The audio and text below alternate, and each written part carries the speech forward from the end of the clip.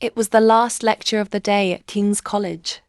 The classroom was nearly empty, just scattered bags and tired faces. Daniel sat at the far end of the room, headphones around his neck, scrolling his phone. Across the aisle, Lily was packing her books, her glasses slipping down her nose.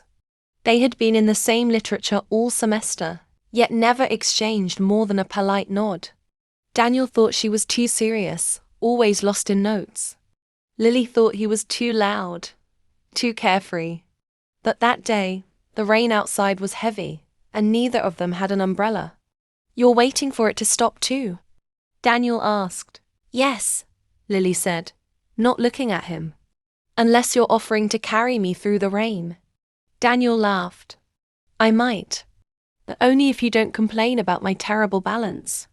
That made her smile for the first time. They stood there for a few moments before deciding to run together. By the time they reached the cafeteria, both were drenched, clothes sticking, hair messy.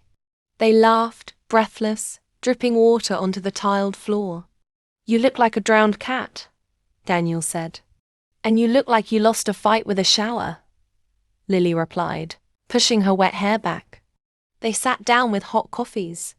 The warmth between their hands started spilling into their words. Daniel leaned forward. "So why do you always sit so far away in class?" "Because you never stop talking to everyone," she said. "I thought you'd be too much." "And?" he asked. She hesitated, then looked straight at him. "Maybe I was wrong." From that day, their distance slowly closed. They studied together in the library, sometimes teasing each other, sometimes sitting in comfortable silence. They shared snacks, secrets, and late-night texts.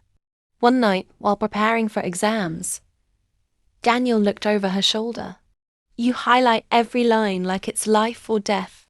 "That's because I actually care about passing," Lily said, rolling her eyes. "Not like you." "I care too," Daniel said softly. "Just about different things." "Like what?" she asked. He paused, then smiled. "Like this. Sitting here with you." Lily didn't reply, but her hand stayed on the table a second longer than usual, close enough for him to notice. There were arguments too. He missed a study session once. She got angry. She called him careless. He called her uptight. They didn't speak for days. But when they finally met again, under the same rain-soaked sky, Daniel admitted, "I don't want this silence with you." "Not you." And Lily, with her stubbornness melting, whispered, "Then don't give me a reason to stay away." By the end of the semester, they were no longer just classmates. They were something more, two people who started on opposite ends, who fought, laughed, teased, cared, and still chose each other despite it all. Because sometimes the best love stories are born not from perfection, but from learning how to hold someone close, even through their flaws. Subscribe to Stories with Sara